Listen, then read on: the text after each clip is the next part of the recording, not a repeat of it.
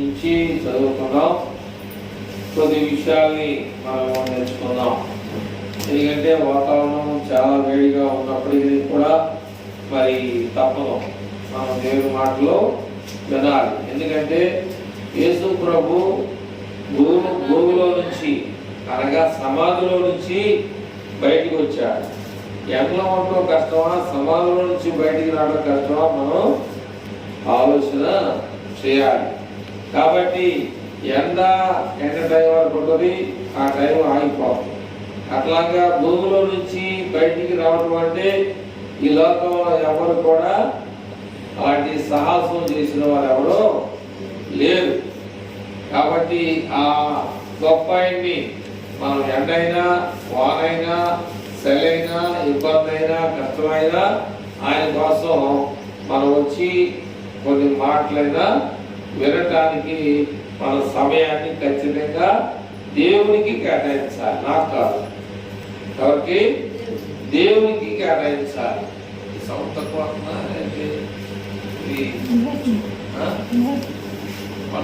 నాకు తక్కువ అనిపిస్తుంది. దానివల్ల కొంచెం స్పీడ్ మాట్లాడాలంటే ఎంతనో.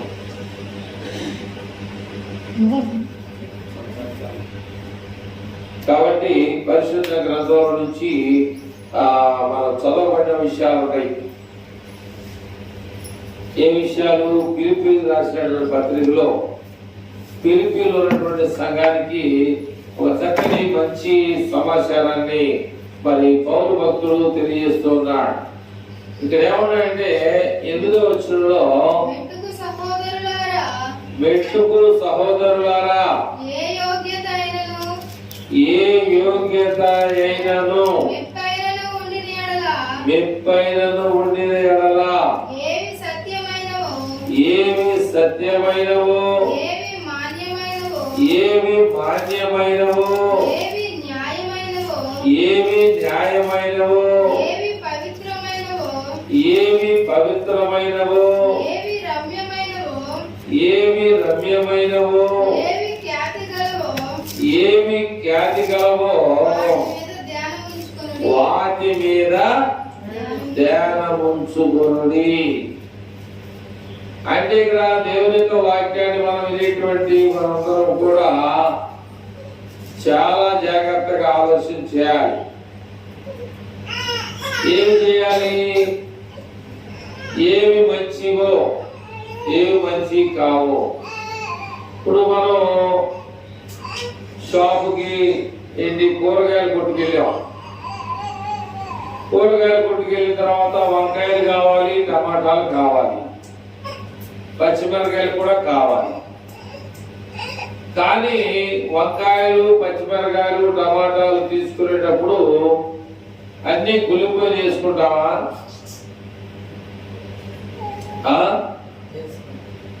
అన్ని గులిపోయిన కాయలు వేసుకుంటావా? ఒకవేళ వేసుకుంటా ఉన్నామనుకో, పక్కన ఉన్నటువంటి ఏమంటది, అదేంటండి ఆ కాయలు వేసుకుంటారంటే ఆ కులిపోయిన కాయలు నేను తింటే నాకు ఆరోగ్యంగా ఉంటుందంటే అంటదా? ఎందుకని ఎందుకని కుళ్ళిపోయిన కాయల్లో చాలా రుచి ఉంది కనుక నేను ఆ కుళ్ళిపోయిన కాయలు వేసుకుంటానని ఒకవేళ ఆ అమ్మాయి తిరస్కారం వేసుకుంటుంది అనుకో, ఇది పిచ్చిదిలా ఉందని అనుకుంటాం. అవునా కదా? అవునా కదా? నేను తప్పు చెప్తున్నాను కదా? ఇక్కడ దేవుని యొక్క వాక్యం ఏం చెబుతుందంటే, మెట్టుకు సహోదరులారా అక్కడ మనం పాడతాం, ఏ యోగ్యత లేని నాకు జీవ కిరీటం ఇచ్చేవాళ్ళు పాడతాం. అట్లాగా ఏ యోగ్యత అయినను మెప్పైనను ఉండిన ఎడల ఏమి సత్యమైనవో ఏమి మాన్యమైనవో ఏమి న్యాయమైనవో ఏమి పవిత్రమైనవో ఏమి రమ్యమైనవో అంటే వీటిని చూసుకోమంటాడు. ఏవి కావాలి నీకేవి ఏ రకమైనటువంటి కావాలి? మంచి కావాలా, పుచ్చిపోయి కావాలా, కుళ్ళిపోయి కావాలా?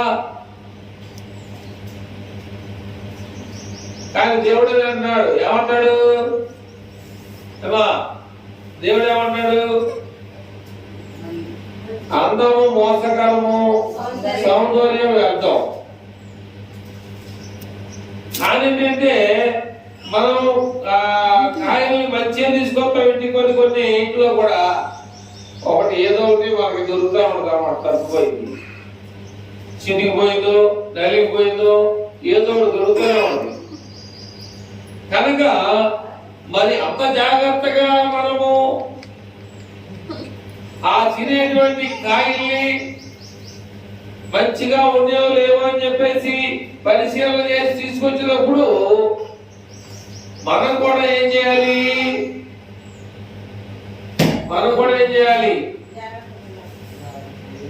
జాగ్రత్తగా ఉండాలంటే ఇక్కడ బైబిల్ గ్రంథంలో ఒక మాట చెప్తుంది.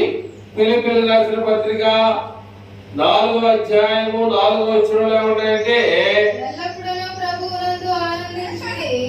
ఎందుకని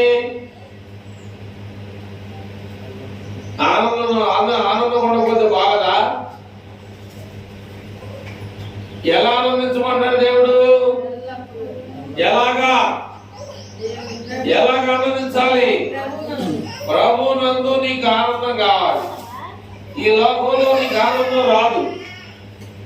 ఒకవేళ నీకు ఆనందమైనటువంటి నవ్వు నవ్వేవనుకో, నవ్వు అంతసేపు నవ్వుతుంటే ఏమంటారు పక్కన వాళ్ళు?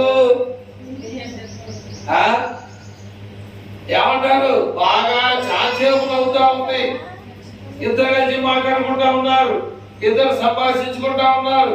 ఒక ఆమె చెప్తా ఉంది, ఒక నవ్వుతా ఉంది. ఒక ఆమె చెప్తా ఉంటే ఆపుకోలేనటువంటి నవ్వు బాగా నవ్వుతా ఉంది.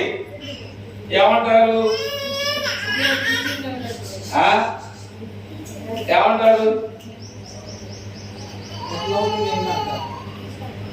నవ్వు 4 గంటల చేటు అంటారు. ఎప్పుడు తెలియదు మీకు? నవ్వు 4 గంటల చేటు అన్నాడు. అయితే లోక సంబంధమైంది. ఇక్కడ ఉన్నాయంటే ఎల్లప్పుడూ ప్రభువునందు ఆనందించాలి. ఎలాగా? నీ ఆనందం ఎలా ఉండాలి? ప్రభువుకి ఇష్టంగా ఉండాలి, ప్రభువులో ఉండాలి, ప్రభువునందు ఆనందంగా ఉండాలి. 5వ వచనంలో ఉన్నాడు, మీ సహనమును సకల జనులకు తెలియబడనీయుడి, ప్రభువు సమీపముగా ఉన్నాడు. దేనిని గూర్చి చింతపడకుడు గాని ప్రతి విషయములోను ప్రార్థన విజ్ఞాపనముల చేత కృతజ్ఞతాపూర్వకముగా మీ విన్నపములు దేవునికి తెలియజేయండి.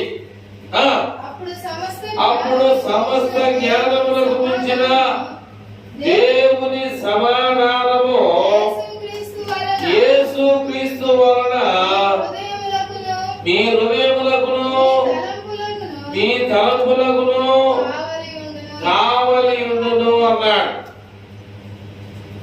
కనుక ప్రియమైనటువంటి వాళ్ళారా, పోయిసారి ఆటోమేటిక్ గా ఆయన దగ్గరికి వెళ్ళిపోయి మనకి ఏ మందు కావాలో, ఏమి సహాయం కావాలో, ఏది రాస్తే ఏది సరిపడదో, ఏది కావాలో అనేది ముందుగానే ఆయన అక్కడికి వెళ్ళిపోయి ఆయనలో ఉండి మనకు కావలసినటువంటి చక్కని మందులు ఇప్పిస్తాడు. అట్లాగే దేవుడు ఒకసారి ఒక మాట చెప్పాడు. ఏమని? ఒక జనంలో చుట్టూ ఉండి మధ్యలో ప్రసంగం చేస్తా ఉన్నాడు. నాలో నుండి శక్తి బయటికి వెళ్ళింది అన్నాడు. నాలో ఉన్న శక్తి బయటికి వెళ్ళింది అన్నాడు. 12 మంది శిష్యులు ఉన్నారంటే, అయ్యా మేమందరం ఉన్నాము, ఎవరెవరు మిమ్మల్ని అడ్డుకుని ఉంటారు, దాన్ని బట్టి ఆ శక్తి వాళ్ళలోకి వెళ్ళిందేమో చేయదగిలి అని చెప్తే కాదు, నాలో ఉన్నటువంటి పవర్ అంటే ఏమంటారు, శక్తి, బలం బయటికి వెళ్ళిందని చెప్పేశారు. అప్పుడు యేసు ప్రభు వారి యొక్క వస్త్రపు చెంగు ముట్టుకున్నటువంటి ఆ రక్తస్రావం కలిగినటువంటి స్త్రీ ఆయన సిగ్గు పట్టుకొని నడుస్తుంటే ఎమ్మటే కరెంట్ వెళ్ళినట్టు ఆమెలోకి వెళ్ళిపోయి ఆమె యొక్క రక్తధారణ ఆగిపోయింది. అలాగే మనము దేవునికి ప్రార్థన చేసి హాస్పిటల్కి వెళ్తే దేవుడు ఆయనకి ఏమి రాయించాలో అది దేవుడే ఆయనకి జ్ఞానం ఇచ్చి మనకు సరిపడేటువంటి ఎక్కువ డబ్బులు కూడా కాకుండా దేవుడు మనలను త్వరగానే ముందుకు పంపించడానికి అవకాశం ఉంటుంది అనే విషయాన్ని జ్ఞాపకం చేసుకోవాలి. ఇక్కడ ఏమంటారంటే 5వ వచనంలో మీ సహనమును సకల జనులకు తెలియబడనీయుడి, ప్రభువాడు సమీపముగా ఉన్నాడు. దేనిని గురించి చింతపడకుడు గాని ప్రతి విషయములోనూ ప్రార్థన విజ్ఞాపముల చేత కృతజ్ఞత పూర్వకముగా మీ విన్నపములను నీకున్న బాధ, నీకున్నటువంటి కష్టము, నీ విన్నపము అంటే చెప్పుకోవడం. అర్థమైందా? ఒక పేపర్లో చదివే నేను అర్జీ తీసుకొని బొట్లో పడేసాడట. అర్జీ అంటే తెలుసా మీకు?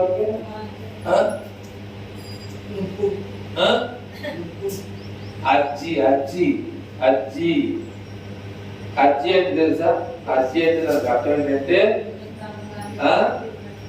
ఏమంటారు పూర్తిగా తెలుగులో ఏమంటారంటే అప్లికేషన్ చేయటం.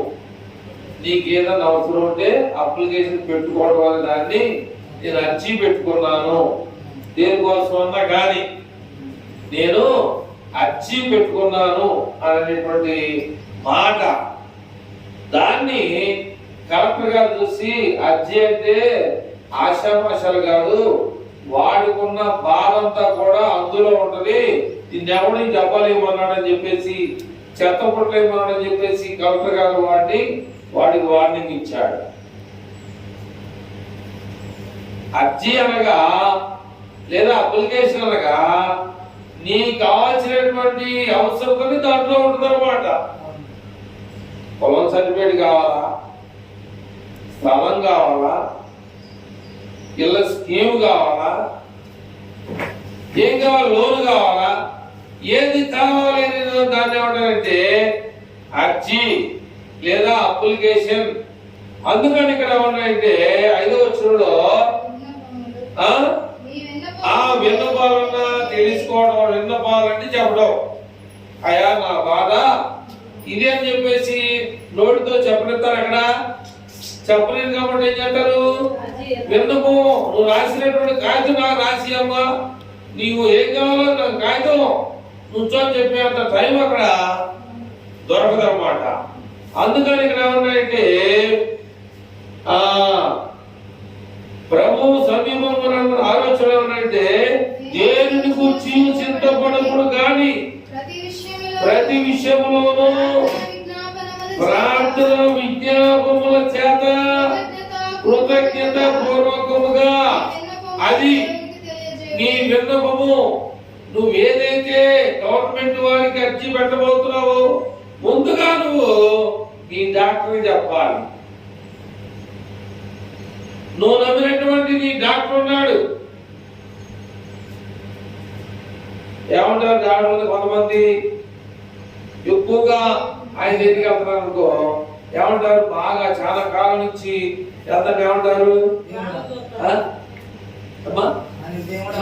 చెప్పింది ఫ్యామిలీ డాక్టర్ అంటారు. ఫ్యామిలీ అంటే మా కుటుంబంలో ఒకడు, అంటే మమ్మల్ని అంత జాగ్రత్తగా చూసేవాడు ఏమంటారంటే ఫ్యామిలీ డాక్టర్ అంట. ఆయన మాకు ఏది జరిగినా కానీ ఖచ్చితంగా ఆయన కనిపెట్టి మా కోసం ఊర్లో ఉండి కూడా నేను ఒక ముందు షాప్కి వెళ్ళామా నేను చెప్తాను, ఆ టాబ్లెట్ ఇస్తాడు వేసుకొని పోండి అని చెప్పేసి, అదే దాన్ని ఏమంటారు అంటే ఫ్యామిలీ డాక్టర్. మరి కొన్నాడా? మన డాక్టర్ ఉంచుకోవాలి, దేవుడిని పెట్టుకోవాలి ముందు. ఆయన కన్నా ముందు మన డాక్టర్ ఏసైకి మనం ఫ్యామిలీ డాక్టర్ ఎవరు పెట్టుకోవాలి.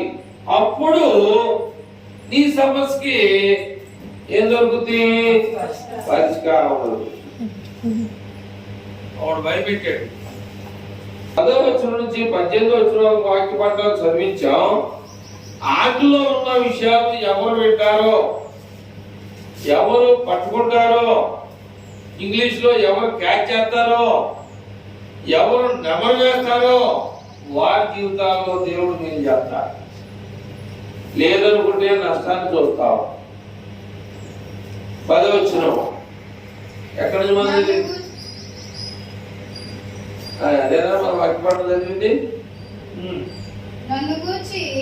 నన్ను గూర్చి మీరెన్నాళ్ళకు మరలా యోచన చేయసాగితిరని ప్రభువు నందు మిక్కిలి సంతోషించితిని. ఆ విషయమును మీరు యోచన చేసి ఉంటిరి గాని తగిన సమయము దొరకకపోయెను. నాకు కొదువు కలిగినందున నేను ఇలాగ చెప్పుటలేదు.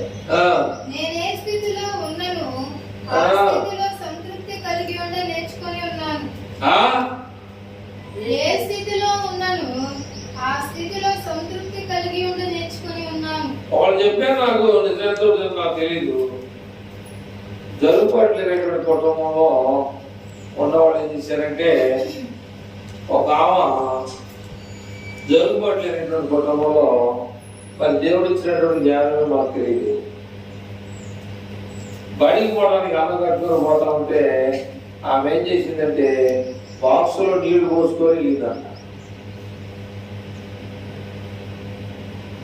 ఏం చేసింది?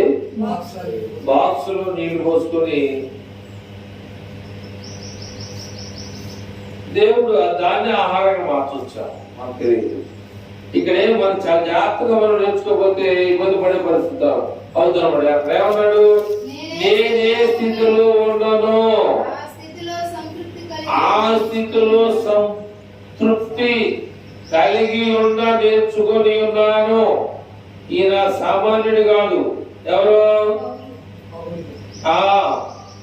ఆయన పొలం పని చేసుకున్నాడు కాదు, బాగా చదువుకున్నాడు, బాగా గమాలియేలు పాదం దగ్గర పాండిత్యాన్ని సంపాదించినోడు, క్రైస్తవుల్ని మంచినీళ్ళు తాగినట్టు చంపేశాడు.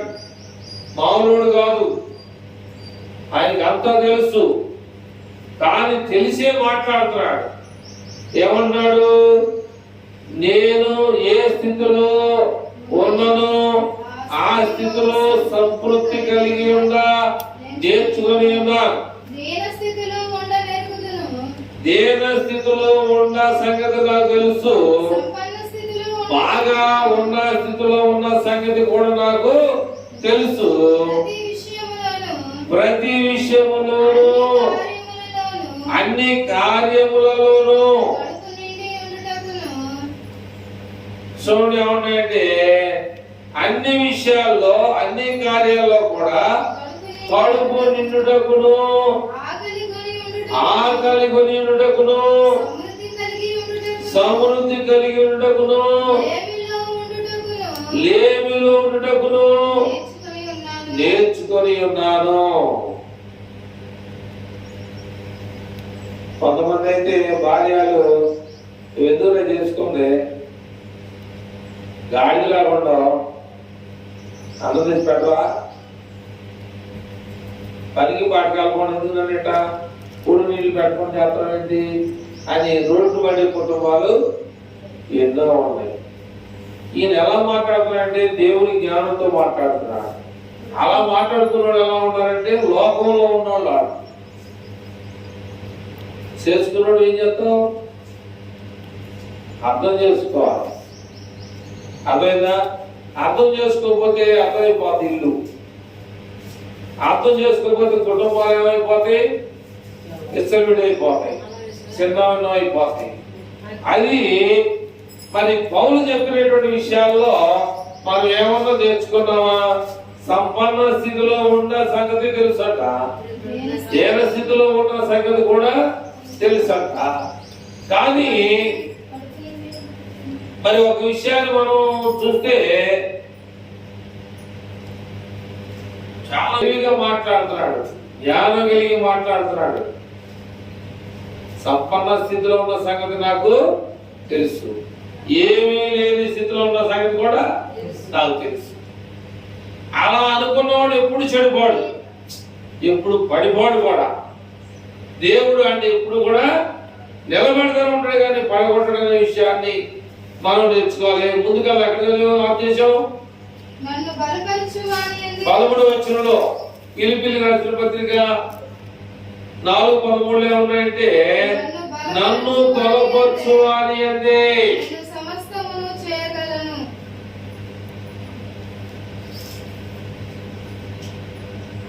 అంటే అర్థం ఏమర్థమైంది?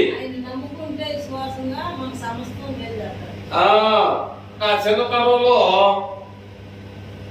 ఆ ఓటు వచ్చిందో రాలేదు తెలియదు. ఎందుకు చెప్పాల్సి వచ్చిందంటే ఇక్కడ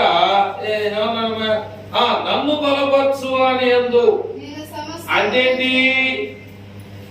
దేవుణ్ణి ఎవరైతే ఆరాధిస్తారో, దేవుణ్ణి ఎవరైతే ఆయన్ని బలపరచడం అంటే ఆయన అంగీకరిస్తారో వాళ్ళకి సమస్తము చేయగలను, సమస్తం చేస్తా.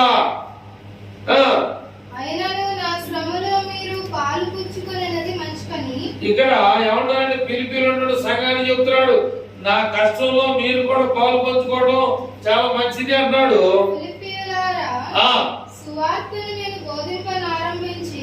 సువార్త అనేది నేను ప్రకటన చేయడం మొదలు పెట్టినప్పటి నుంచి, మాసిదోనియా అనేటువంటి ప్రాంతం నుంచి వచ్చినప్పుడు, ఇచ్చు విషయాల్లోనూ తీసుకునే విషయాల్లోనూ మీరు తప్ప మరి ఏ సంఘం వారు నాతో పాలువారు కాలేరని మీకే తెలియదు. ఏలైనగా దశలోనికలో కూడా, నేను దశలోనికలో ఉన్నటువంటి పరిస్థితుల్లో కూడా మాటి మాటికి నా అవసరాలు తీర్చడానికి మీరు సహాయం చేశారు.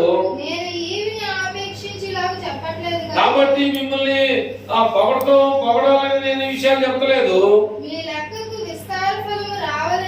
మీకు దేవుడు మంచి మేలు జరిగించాలని, ఆ విషయంలో మీకు మేలు జరగాలని చెప్తున్నాను తప్ప నాకైతే దేవుడు సమస్తం సమృద్ధిగానే ఇచ్చాడు. మీరు పంపినటువంటి వస్తువులు ఎపఫ్రోదితు వలన పుచ్చుకొని ఉన్నాను, ఏమీ కూడా తక్కువ లేక ఉన్నాను. అవి మనోహరమైనటువంటి మంచి సువాసన కలిగిన ప్రీతికరమైనవిగా ఉన్నటువంటి విషయాన్ని నేను చెప్తా ఉన్నాను. అయితే చివరిగా నా మాటలు ముగించాలని నేను కోరుకుంటా ఉన్నాను. 8-9 వచనాలు చదివి ముగించేస్తున్నాం. మళ్ళీ రిపీట్. 8-9 వచనాల్లో, మెట్టుకు సహోదరులారా, ఏ యోగ్యత అయినను మెప్పైనను ఉండిన ఎడల, ఏవి మంచి అయినవో, ఏవి మాన్యమైనవో, ఏది న్యాయమైందో, ఏవి పవిత్రమైనవో, ఏవి రమ్యమైనవో,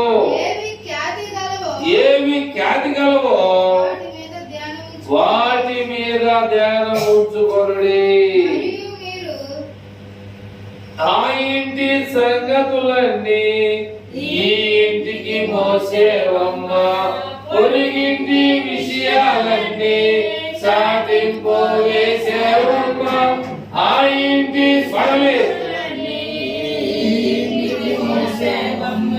పొరుగింటి విషయాలన్నీ సాటింపు వేసేవమ్మ.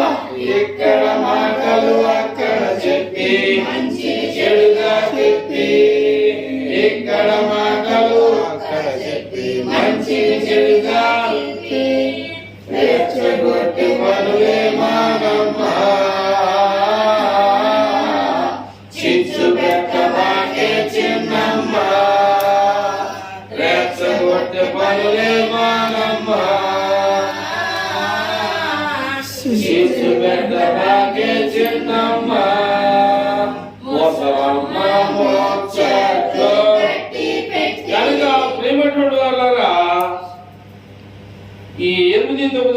శాస్త్రాలను మీరు ఎవరు పాటిస్తారో నాకు తెలియదు.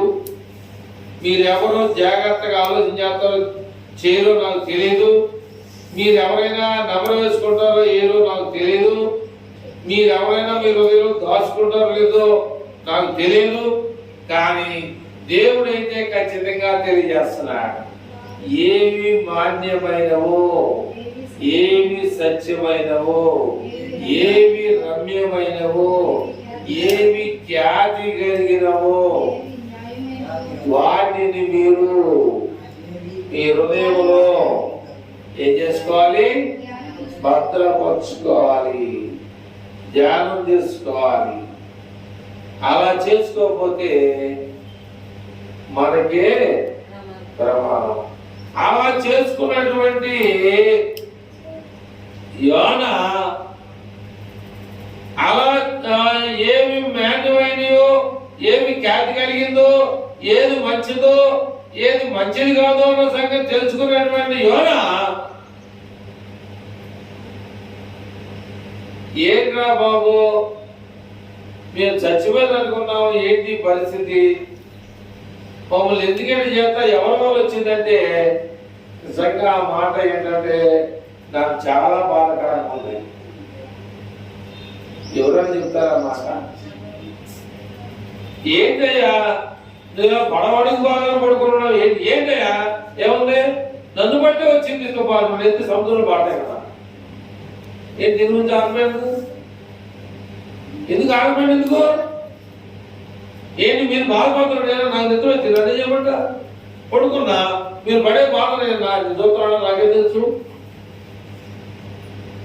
కనుక నన్నెత్తి సముద్రంలో అయితే అప్పుడు ఏమున్నాయిలో ఏమి మాన్యమైందో, ఏమి ఖ్యాతి కలిగిందో, ఏమి న్యాయమైందో, ఏది మంచిదో ఆయన దగ్గర ఉంది.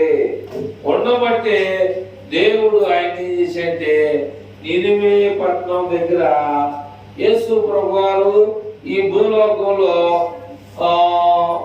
2 రాత్రులు పగలున్నాడు. అలాగే యోనా కూడా 2 రాత్రుల్లో పగల శాప కడుపులో ఉన్నాడు.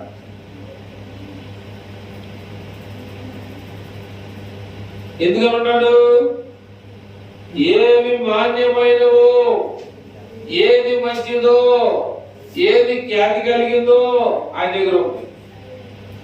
ఎమ్మటే శాప వెళ్ళి దేవుడు చెప్తే నినివే పట్టణం ఒడ్డున కక్కింది అన్నమాట. ఏయ్ బైబిల్ తీసుకుని స్వార్థ పని చేయి. ఇప్పుడు ఉన్నాడు పేరేంటి, సన్నీ కూడా స్వార్థకి వెళ్తా ఉంటాడు, స్వార్థకి వెళ్తాడు దాన్ని కూడా. అట్లాగే నినివే పట్టణం వెళ్ళి యోనా ప్రకటించకపోతే చాలా మంది చచ్చిపోయాడు. నినివే పట్టణంలో యోనాని దేవుడు ఆ ఒడ్డుని కక్కించకపోతే ఆ నినివే పట్టణస్తులు మన రేపుకా గారు చెప్పినట్టుగా ఏం చెప్తావా తెలుసా? సొదొమ గొమొర్రా పట్టణం కాలిపోయి బూడిదైపోయింది. సొదొమ గొమొర్రా పట్టణం కాలిపోయి బూడిదైపోయింది. అట్లాగే నినివే పట్టణం కూడా కాలిపోయింది. నినివే పట్టణం కాలకు ముందు ఎవరు కాలేవాళ్ళు? ఎవరు? యోన కాలిపోయాడు. ఎందుకని? దేవుడు చెప్పిన పని చేయకపోతే ఈయన అయిపోతాడు. వెళ్ళు, నేను చెప్పిన కాడికి వెళ్ళు, నేను చూపించే దేశానికి వెళ్ళు అంటే వెళ్ళాల్సిందే. 100 సంవత్సరాలకి ఒక్కడైనటువంటి కుమారుడు తీసుకెళ్ళి ఆ కొండల్లో దహన బలి చెయ్యి. అసలు ఏంటి, ఎందుకు ఇచ్చావు? ఏం మాట్లాడే పల్లె దేవుడి దగ్గర. కనుక ప్రియమైనటువంటి వాళ్ళ ఫిలిప్పీయులకు రాసిన పత్రికలో 8-9 వచనాల్లో ఏమి మాన్యమైనవో, ఏమి ఖ్యాతి కలిగినవో, ఏమి మంచివో మీరు చూసుకోండి. మీ దగ్గర బైబిల్ ఉంది, బైబిల్ అనేది డబ్బులు పెట్టి కొనుక్కోండి. ఎవరు వచ్చినా గీరు పుస్తకం ఇచ్చే రోజులు పోయినాయి. ఒక బైబిల్ ఖరీదు 300 సింపుల్ తేలికైనటువంటి ఖరీదు. 300 కూడా వచ్చిన తర్వాత నాకు తెలియదు. కానీ బైబిల్ ఇదివరకు పంచేవాళ్ళు ఇప్పుడు ఎప్పుడు కూడా బైబిల్ పంచడానికి చాలా ఖరీదైపోయింది అనమాట. రానున్న దినాల్లో బైబిల్ కూడా దొరికే పరిస్థితి లేదు. కాబట్టి ఖచ్చితంగా మీకు దేవుని యొక్క వాక్యం అనేటువంటి ఈ గ్రంథం ఏమైనా మీకు మీ చేతిలో మీ ఇంట్లో ఉండాలి. కత్తి ఉండాలి మీ చేతిలో. ఏముండాలి? నువ్వు కలుపుకెళ్తే కత్తి కావాలి, కోటకెళ్తే కత్తి కావాలి, ఊడుకెళ్తే చేయి పని చేయాలి. కనుక నీ దగ్గర కత్తి లేకుండా వచ్చేవరకు నువ్వే ఇబ్బంది పడతావు. కానీ కత్తి లేకుండా ఒక ఆయన పనిచేశాడు. ఇంకొకటి తెలుసా? కత్తి లేకుండా పనిచేసాడు ఒక ఆయన తెలుసా మీకు? ఎవరైనా ఏం చేశాడు?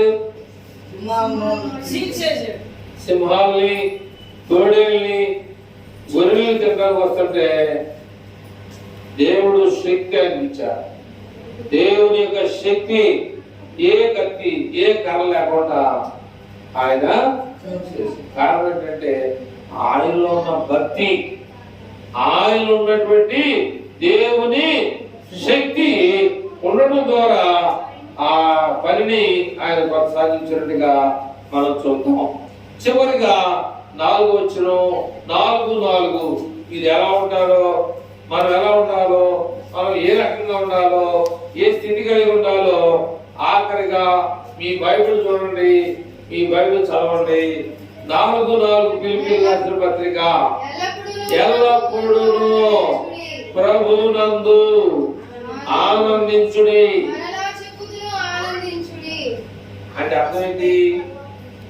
ఇది చెప్పినా ఎందరో గనక మళ్ళీ చెప్తున్నా అంటే అంతమంది ఉండేవాళ్ళు. ఇక్కడ చెప్పాడు ఖచ్చితంగా. ఏం చెప్తున్నాడంటే ఎల్లప్పుడూ ప్రభువులుగా నీకు వచ్చినటువంటి డబ్బులతో కాదు, నీకు వచ్చిన డబ్బులతో నువ్వు ఆనందించడం కాదు, ఎల్లప్పుడూ ప్రభువులను ఆనందించండి. మరలా చెప్పుదును ఆనందించండి. కళ్ళు మూసుకొని ప్రార్థన చేసుకుని కార్యక్రమాన్ని ముందుకు కొనసాగించుకుందాం.